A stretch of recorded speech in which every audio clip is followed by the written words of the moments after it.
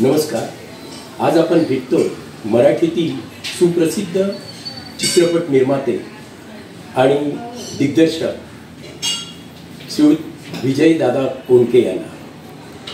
आपण त्यांच्याकडून जाणून घेतो मराठी चित्रपटाकडे मराठी प्रेक्षकांनी खरोखरच पाठ फिरवली आहे की त्या प्रेक्षकांना त्यांच्या अभिरुचीप्रमाणे किंवा त्यांच्या आवडीप्रमाणे मराठी चित्रपट निर्मात्यांकडून कलाकारांकडून तशा पद्धतीचे चित्रपट दिले जात नाही आहेत का, या वस्तुस्थितीचा शोध घ्यायचा आहे आम्हाला अनेक मान्यवरांकडून. त्यापैकी आज भेटतो आपण विजयदादा कोंडके यांना.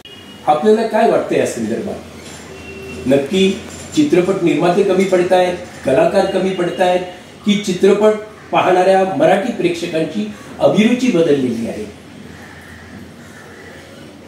याच्यामध्ये मी पब्लिकला दोष देणार, कारण प्रेक्षकांना कुठला चित्रपट पाहायचा हे कळतं, त्यांना चांगलं कळतं. बरं असं आहे की ते जेव्हा तिकीट काढतात, पैसे खर्च करून येतात, तेव्हा त्यांची अपेक्षा असते की आपल्याला चांगला चित्रपट पाहायला मिळावा आणि ते तिकीट काढले त्याचा पुरेपूर त्या पैशाचा आनंद आपल्याला मिळावा त्याच्यामध्ये, म्हणून प्रेक्षक तो प्रयत्न करतो. आता आजची परिस्थिती अशी काय आहे मराठी इंडस्ट्रीची, तर मला असं वाटतं की कुठेतरी आम्ही कमी पडतोय निर्माते त्याच्यामध्ये, की जे प्रेक्षकांना पाहिजे ते देण्यासाठी आम्ही कमी पडतोय असं मला वाटतं. त्याच्यात दुसरं माझ्या मते असं आहे की आताची जी पद्धत आहे, एका वेळेस 150 थिएटर लावा, 250 थिएटर, 200 थिएटर लावा, ही जी पद्धत आहे रिलीजची, डिस्ट्रीब्युशनची, ही मराठी इंडस्ट्रीला घातक आहे आणि मारक आहे. याचं कारण असं की एकदम 200 थिएटरमध्ये लोकांनी यायचं चित्रपट बघायला रिलीजसाठी, तर त्याच्यात काय पाहिजे लोकांना, तर लोकांना स्टार लागतो. बरोबर, स्टार असावा लागतो चित्रपटाला, की याचं चित्रपट याचं कधी येतोय कधी येतोय कधी येतोय असं लोकांनी वाट पाहायला पाहिजे. तर मग त्या तुमचे 150-200 थिएटरवर लोक येतील किंवा उड्या टाकतील. पण तसा स्टार आज मराठीत कुणीही नाही. बरोबर, तो एक मराठीतला हा एक आपला तोटा आहे चित्रपटाचा. नटाच्या नावावर चित्रपट चालणं कठीण झाले आता. हा, आता ते कठीण झाले आता, कारण तसा स्टार नाही. म्हणजे जसं आता पूर्वीच्या वेळेस आम्ही डिस्ट्रीब्युशन आता 1970 पासून करत आलो, तर त्यावेळेस आम्ही चित्रपट रिलीज करायचो. कसे करायचो, तर एका ठिकाणी पुण्यात किंवा कोल्हापूरला, आणि तिथं मग सगळे बॅनर लावून पब्लिसिटी लावून पेपरला आम्ही तो रिलीज केल्यानंतर संपूर्ण पुणे शहरामध्ये, संपूर्ण कोल्हापूर शहरामध्ये एकच थिएटर असायचं. Daily 3 shows 4 shows. तर एवढा ऑडियन्स तिथं येणार म्हटल्यानंतर नॅचरली पिक्चर 60%, 70% पहिल्या वेळेला हाऊसफुल होतं. हळूहळू दुसऱ्या वीकला, तिसऱ्या आठवड्याला फुल होतं. आणि चित्रपट जर चांगला असेल तर तो चित्रपट ग्राहक तो पिक्चर जो आहे ना, तो एकदम असा रुतून बसतो, हालत नाही लवकर. तर ही जी पद्धत होती, त्यामुळे बघा की त्या काळचे सगळे चित्रपट जे आहेत ना, ते धंदा करत होते, निर्मात्याला पैसे मिळवून देत होते. पण आजची परिस्थिती तशी नाही. आता जसं एक साधं उदाहरण देतो की आपलं रॉकेल आहे. एका शहरामध्ये तुम्ही जर एकाच दुकानात रॉकेल ठेवलं तर ती लाईन कुठपर्यंत जाईल सांगू शकत नाही. पण ते जर 10 ठिकाणी ठेवलं तर ते डिस्ट्रीब्यूट 10 ठिकाणी पब्लिक जाईल, म्हणजे गर्दी कमी होईल. तोच प्रकार इथं आहे. तुम्ही आता पुणे शहरामध्ये जर तुमचे 40 ठिकाणी फिल्म रिलीज होत असेल तर पब्लिक डिवाइड होतं, आणि मग आपल्याला ह्या थिएटरमध्ये 15 माणसं, ह्याच्यात 8 माणसं, इथं 25 माणसं असं पाहायला मिळतं. आणि तसं एकदा थिएटर ओनरच्या लक्षात आलं मल्टिप्लेक्सच्या की बाबा पिक्चरला काय रिस्पॉन्स नाही आहे पहिल्या दिवशी, तर ते डिसिजन घेतात पिक्चर विड्रॉ करायचा.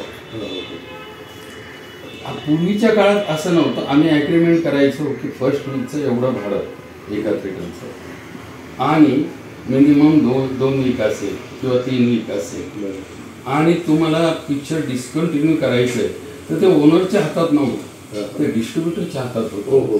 तो ॲग्रीमेंटमध्ये क्लॉज असायचा इथे की चित्रपट डिस्कंटिन्यू करायसाठी आम्ही तुम्हाला 8 दिवसाची नोटीस देतो आणि नोटीस दिल्याशिवाय तुम्ही पिक्चर विड्रॉ करू शकत नाही. आणि माझ्या दृष्टीने मराठी चित्रपटाला लगेच लोक काय उड्या टाकत नाहीत. एक तर स्टार नाही किंवा प्रोडक्शन व्हॅल्यू किंवा बाकीच्या ज्या गोष्टी साऊथच्या चित्रपटामध्ये असतात किंवा हिंदी, ते मराठीत तेवढं नसतं. मराठी चित्रपट कसे स्टोरी पिक्चर असतात, कथा लोकांना पाहिजे असते चित्रपटात, गाणी पाहिजे असतात, ते आता कमी कमी होत गेले. मराठी चित्रपटात सुद्धा गाणी आता पूर्वीसारखी नाही की 5 गाणी 6 गाणी असाही प्रकार राहिलेला नाही. त्यामुळं मग चित्रपटगृहावर लोक जाण्यासाठी जी लोकांना एक कुतूहलता किंवा उत्सुकता पाहिजे त्या स्टारबद्दल किंवा त्या प्रोडक्शनबद्दल, ते आता राहिलेलं नाही.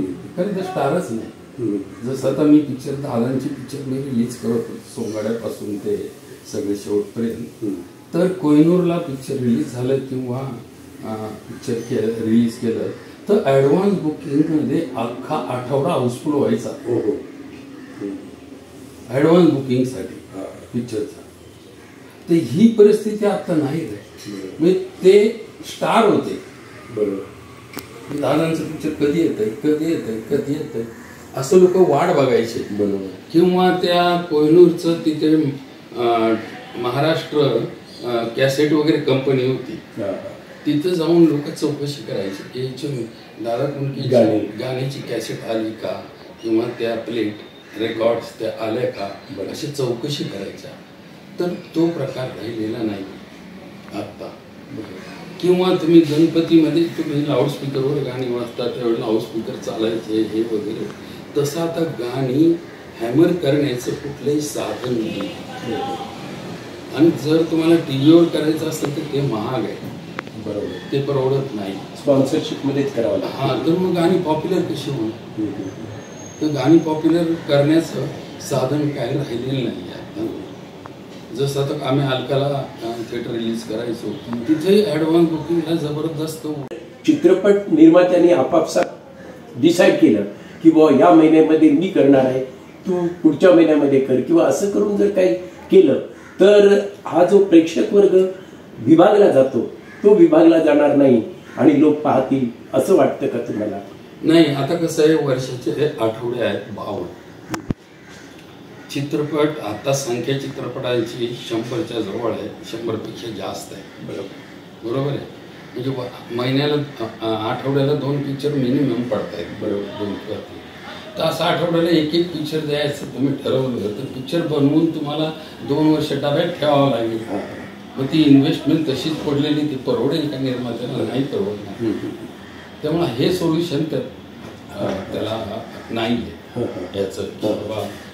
हा 2 मोठी पिक्चर येत असतील, 2 मोठी पिक्चर बाजारात येत असतील, तर ती विभागणी होण्यापेक्षा दोन्ही निर्मात्याने ठरवावं समंजसपणे की तू अगोदर लाव किंवा मी अगोदर लावतो. निदान 1 वीकचं अंतर पडलं तरी ते त्याचा फायदा होतो. बरोबर. आणि तुम्हाला असं वाटतं का साऊथची जी काही इंडस्ट्री आहे किंवा साऊथच्या ज्या काही थीम आहे त्याने मराठी प्रेक्षक वर्ग अधिक भारावून जातो किंवा तिथे आकर्षित होतो आणि मराठीकडे येत नाही? नाही, साऊथचं बघा ना, तर साऊथचं काय झालं, प्रोडक्शन व्हॅल्यू त्यांची किंवा कॉस्ट आहे त्या साऊथमध्ये 200-300 कोटीचं पिक्चर बनतं. आपल्याकडं आत्ता जास्तीत जास्त 10 किंवा 15 कोटीचं पिक्चर बनतं. म्हणजे एवढा डिफरन्स आहे त्यांच्या. तर त्यामुळं आपण त्यांना कॉम्पिट करणं फायनान्शियली किंवा त्यांचा ऑडियन्स जो आहे तो ऑडियन्स फॉरेनमध्ये पण आहे, दुबईला आहे किंवा बाहेर कुठल्या ह्याच्यामध्ये देशामध्ये कंट्रीमध्ये डिवाइड आहे. तर त्यांना तिकडूनही पैसे ओव्हरसीजवरून इकडून तिकडून मिळतात. तसं मराठीची परिस्थिती नाही. बाहेर महाराष्ट्र सोडला तर बाहेर इन्कम सोर्स त्या चित्रपटाला नाही. बरं, थिएटर्सकडून जे मिळणारं उत्पन्न आहे त्या व्यतिरिक्त सॅटेलाईट, डिजिटल लाईट किंवा ओव्हरसीज राईट्स वगैरे हे विकून कितपत आपले प्रोडक्शन कॉस्ट वसूल होऊ शकते? नाही, काय झालं आता ओव्हर सॅटेलाईट म्हणा किंवा तुमचं OTT म्हणा, चित्रपट जर सक्सेसफुल झाला तर त्याला चांगली प्राईस ते देते. पण चित्रपटा अगोदरच काही कंपन्या ज्या आहेत ते चित्रपट प्रोडक्शन कंपनी कुठली आहे, त्यात कोण काम करत आहे किंवा प्रोडक्शन व्हॅल्यूज कशा आहेत त्याचा विचार करून ती प्राईस ठरवतात. मग ते काय सांगतात, तुमचा अगोदर पिक्चर रिलीज होऊ द्या, मग कसं जात आहे त्याच्यावर आम्ही बघतो. तेच हिट गेलं तर चांगली प्राईस मिळते. पण तरी ती किती प्रमाणात त्याची साईज प्रमाण म्हणजे इन्कमचं किंवा राईट्स विकले जातात ना, ती साधारणतः किती आहे? नाही, तरी त्याचं सॅटेलाईट आणि OTT करून तुम्हाला तुमची जी प्रोडक्शन कॉस्ट आहे तिच्या ॲटलिस्ट 25-30% तरी तुम्हाला पैसे मिळतात. पण बाकीचा जो खरं म्हणजे सॅटेलाईट आणि OTTपेक्षा खरा जो इन्कम आहे तो थिएटरमधला आहे. तो थिएटरमधून जो इन्कम मिळतो ना तो आत्ता मिळत नाही थिएटरचा. कारण काय होतं आहे, मराठी पिक्चरला असं एकदम ज्याला म्हणतो की हा चित्रपट आपण पाहिलाच पाहिजे, कधी येणार अशी क्रेज नाही. आणि क्रेजसाठी स्टार लागतो. स्टार मराठीत सध्या कुणी नाही आहे की ज्याच्या नावावर लोक उड्या टाकतील थिएटरमध्ये पिक्चर बघायला, असा स्टार नाही आहे. तर मग काय होतं की मराठी चित्रपट आणि एकदम तुम्ही सगळीकडे लावला तर स्टार नसल्यामुळं थिएटरला आणि मराठी ऑडियन्सचा एक पाहिलं मी, ते पिक्चर रिलीज झालं की पटकन लगेच उड्या टाकून जातील असं नाही आहे. ते काय करतात, रिपोर्ट घेतात, पेपर वाचणार, बाहेरून विचारणार कसा आहे चित्रपट, काय आहे वगैरे. आणि मराठी ऑडियन्स जो आहे ना तो एकटा चित्रपटाला जात नाही, तो फॅमिली सहित जातो. म्हणजे 5 माणसं 6 माणसं, मग त्यांचं ते गणित असतं ठरलेलं की कोणता चित्रपट पाहायचा. तर पूर्वी जसं आम्ही एका ठिकाणी लावून त्याला ग्रो करत होतो, पहिला आठवडा 40% गेला, दुसरा 70 गेला, तिसऱ्या वीकला पिक्चर हाऊसफुल झालं आणि पिक्चर आवडले लोकांना. मग चित्रपट 25-25 आठवडे 50 आठवडे चालत होते. ती परिस्थिती आत्ता नाही आहे. म्हणजे मी तुम्हाला माझं उदाहरण देतो, याच्यावर मी खूप स्टडी केला आणि मी स्वतःलाच एक प्रश्न विचारला की जर आजच्या काळामध्ये जर माहेरची साडी आणि शोले हे 2 पिक्चर्स अशा पद्धतीने रिलीज झाले असते, 200 ठिकाणी 300 ठिकाणी 400 ठिकाणी असे रिलीज झाले असते, दोन्ही चित्रपट सुपर फ्लॉप असते, माहेरची साडी आणि शोले सुद्धा. कारण का, माहेरची साडी हळूहळू ग्रो होत गेला, पकडल्यानंतर मग तो कंटिन्यू चालला. शोले पहिल्या 3 आठवड्यामध्ये शोलेला सुद्धा रिस्पॉन्स तेवढा नव्हता. म्हणजे पहिल्या दिवशी जर त्याचं असं कलेक्शन बघितलं असतं, 3 आठवडे त्यांनी रन केलं, 4थ्या आठवड्यात सुधारलं. मग असं रन करायला आता चान्स आहे का? पहिल्याच दिवशी लोक येत नाहीत म्हटल्यानंतर थिएटरवाले काढून टाकतात मल्टिप्लेक्समध्ये. त्यामुळे त्याला ग्रो व्हायला चान्स नाही. हा मोठा डिफेक्ट म्हणा, फॅक्टर म्हणा याच्यात आहे. आणि असं म्हटलं जातं की मल्टिप्लेक्स किंवा इतर थिएटर्समध्ये पूर्वीच्या मनाने मराठी चित्रपटाला ती थिएटर्स उपलब्ध होत नाही. तर अवेलेबिलिटी ऑफ थिएटर हा सुद्धा प्रश्न इन्कम मराठी चित्रपट न चालण्याचं किंवा तिथे प्रेक्षक न येण्याचं असं कारण आहे का? नाही, मला हे कारण नाही पटत नाही. कारण का, थिएटर ओनर आहेत किंवा मल्टिप्लेक्स त्यांनी पण इन्व्हेस्टमेंट करून पैसे कमवण्याचा त्यांचा व्यवसाय. जर त्या चित्रपटाला चांगला चित्रपट जोरात चालत असेल तर ते कंटिन्यू करणार, काढतील कशाला? त्यांना पैसे पाहिजेतच ना. ऑडियन्स जास्त आला तर त्याचं पॉपकॉर्न खपतं, हे बटाटा वडा खपतो, पॅटीस खपतं, समोसा खपतो, नंतर थम्सअप खपतो चांगल्या प्राईसला. त्यांना ऑडियन्स पाहिजे थिएटरमध्ये. जर ऑडियन्स नसेल तर हा त्यांचा साईड इन्कम आहे ना, हा पण 0 होतो. म्हणून त्यांना चालणारा पिक्चर पाहिजे असतो, असं त्यांचं गणित आहे. प्रत्येक जण धंद्यातलं आपलं गणित करत असतो. त्यामुळं थिएटर मिळत नाही हा माझ्या दृष्टीने तो मला काही पटत नाही. आता प्रोडक्शन मधला आपला एवढा अनुभव आहे, या क्षणी किंवा आत्ता सध्या आपले काय प्रोजेक्ट आहे? नाही, माझं आता मी एक पिक्चर रिलीज केलं, लेख असा विचाराशी. नंतर आता कोणता चित्रपट म्हटलं? लेख असावी तर अशी. हां. त्यानंतर आता मी 2 चित्रपट वर्षाला 2 चित्रपट बनवायचं प्रोजेक्ट चालू आहे माझं त्याच्यामध्ये. आणि त्या दृष्टीने कथेची बांधणी वगैरे करायचं सगळं त्याच्या स्टोरीवर काम चालू आहे. ह्या क्षेत्राचा अनुभव घेतला पाहिजे. कसं की एकदम पिक्चर सुरू करू नये, त्याने कुठेतरी निर्मात्याला जाऊन भेटावं किंवा तुमचा चित्रपट व्यवसाय आहे आणि मला हे चित्रपट बनवायचं तर तुम्ही काहीतरी मला गाईड करा. आणि नुसतं गाईड करण्यापेक्षा माझं असं म्हणणं आहे की त्याने त्याच्या सेटवर जाऊन कशा प्रकारे चित्रपटाचे अरेंजमेंट करतात, प्रोडक्शन कसं चालतं, डायरेक्शन कसं करतात, काय करतात, या सगळ्या गोष्टीचा त्यांनी स्टडी केला, अभ्यास केला पाहिजे.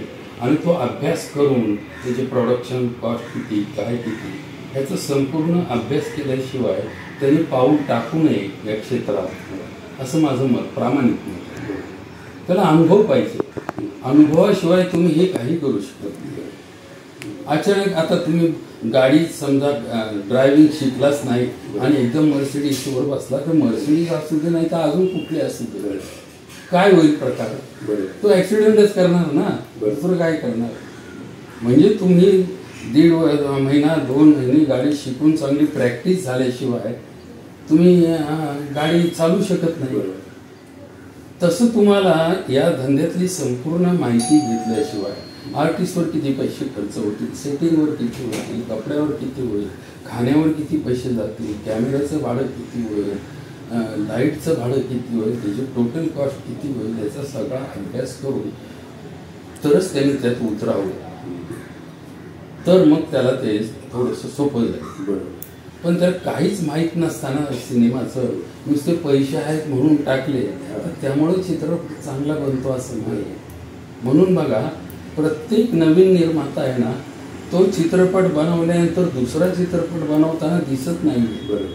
पहिला आणि दुसरा शेवटचा, पहिला चित्रपट शेवटचाच, परत नाही दिसत. तो रिपीट व्हायला पाहिजे ना, तो रिपीट होत नाही. आणि ते दुःख आहे इंडस्ट्रीचं. रिपीट झालं तर अजून 4 पिक्चर बनवेल, लोकांना कामधंदा मिळेल, तर तसं होत नाही. आणि मग त्याचे संपूर्ण कॅपिटल पहिल्या चित्रपटामध्ये संपूर्ण नील झाल्यानंतर त्याला दुसरा चित्रपट बनवायला पैसे कुठे आहेत? मग तो गप घरी बसतो. नंतर त्याला कळतं की आपण चूक केली, आपण असं करायला नको होतं, पण टाइम निघून गेलेला असतो, काय उपयोग नाहीये. मी असंही ऐकलंय की आपण भोरला पुण्यामध्ये एक स्टुडिओ निर्माण केलेला आहे आणि या चित्रपट निर्मात्यांसाठी किंवा ज्यांना चित्रपट बनवायचा आहे तिथे या सर्व सुविधा उपलब्ध करून देतात.